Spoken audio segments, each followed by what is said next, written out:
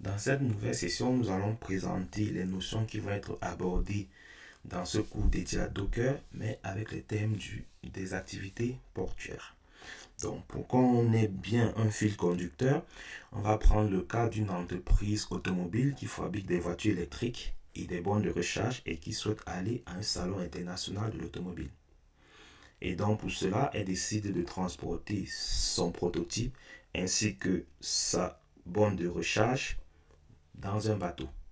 Donc, lorsqu'elle décide de faire ce choix, elle s'expose à un problème qu'elle va se retrouver avec des voitures qui sont déjà commercialisées. Et donc, l'effet de surprise attendu pendant un salon va être perdu parce que la voiture sera visible de tous. Donc, pour résoudre ce problème, l'entreprise peut faire le choix de mettre une bâche. Donc, ça résout le problème de confidentialité. Mais ça ne résout pas un problème de sécurité. Tout simplement parce que s'il y a juste un opérateur qui décide de lever la bâche, il a accès au véhicule.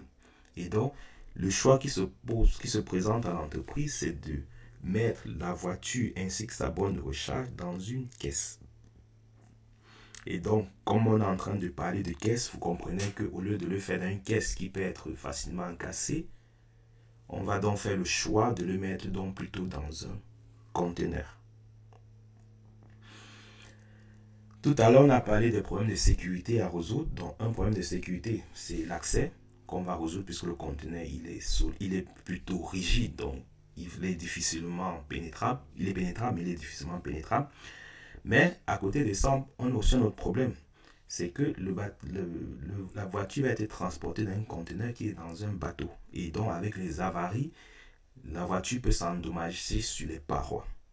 Et donc, pour cela, avant de mettre la voiture dans un conteneur, l'entreprise va faire la demande à ce qu'on lui crée un conteneur dédié avec des points d'attache dédiés à son véhicule. Et donc, dans le monde de l'entreprise, on va dire qu'on est en train de créer des images. Et donc, dans notre scénario, on a créé une image dédiée à la voiture destinée au salon. En entreprise, on va faire plutôt le choix de plutôt créer des images qui pourront être réutilisées. Et donc, au lieu de faire un conteneur, une image de conteneur dédiée à cette voiture, l'entreprise fait par exemple le choix de faire une image de conteneur dédiée au SUV. À côté, elle fait une image de conteneur dédiée au berline. Ça permet que quelle que soit la berline, quel que soit le SUV, elle sait qu'elle peut réutiliser son image. Ça permet de gagner en partage d'informations et aussi le fait d'avoir moins d'images, ça fait qu'on peut les reconstruire aussi rapidement. Donc, il y a des choix à faire au sein de l'entreprise qui vont dépendre aussi du fonctionnement de l'entreprise. Donc, le fait de prendre la voiture qui était mise de manière classique dans le bateau et de la mettre dans un conteneur, lorsqu'on revient dans le monde de l'IT, on va dire qu'on fait du lift and shift. Donc, on prend une ressource d'une plateforme, on la met sur une autre plateforme sans rien toucher. Ça se fait beaucoup en informatique. On verra que cette méthode de fonctionnement pose un certain nombre de problèmes qu'on va voir tout de suite. Donc, juste avant que le bateau ne quitte le quai, on a un appel des équipes de l'entreprise qui sont en charge de l'organisation qui nous informent que au lieu d'avoir besoin d'une d'avoir besoin d'une borne de recharge, on a besoin de 2 bornes de recharge. Donc, vous vous souvenez, on avait dit qu'on a un gros conteneur dans lequel il y a une borne de recharge avec la voiture qui va avec. Donc, le fait maintenant de vouloir avoir 2 bornes de recharge fait qu'on va devoir dupliquer. Et donc, ça fait qu'à destination, on va se retrouver avec 2 bornes de recharge. Donc, on résout le problème des bornes de recharge, mais on se retrouve avec une voiture qui ne sert à rien. C'est pour cela qu'on dit, lorsque vous passez dans le monde du conteneur, il ne faut pas faire du lift and shift, mais il faut faire un passage d'un développement en mode monolithe vers un développement en mode microservice. Je m'explique.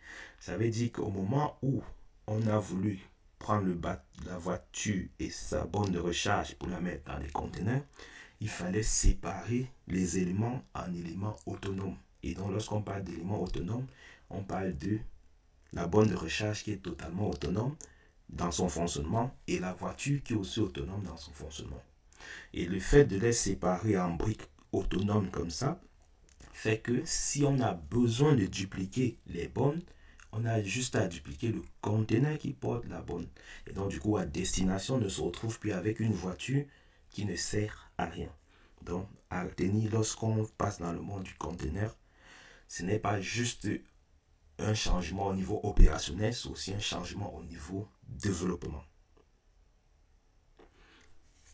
Donc, à ce niveau, on a résolu le problème à quai. On a deux conteneurs qui portent nos bornes de recharge, un conteneur qui porte notre voiture.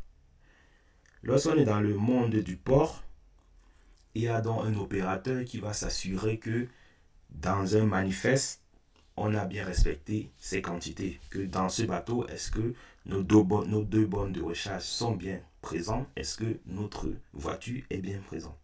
Et donc, cet opérateur qui s'assure que tous les éléments qui doivent être présents sont bien présents, nous permet d'introduire ce qu'on appelle du Docker Compose, qui va permettre donc de suivre les éléments au sein d'un même bateau, qui dans le bateau représente dans le monde de l'informatique au niveau du serveur.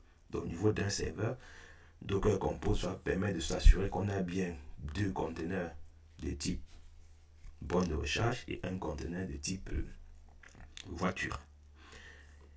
Ça nous permet d'être sûr que tout le monde est bien présent. Mais ça pose aussi un autre problème de sécurité.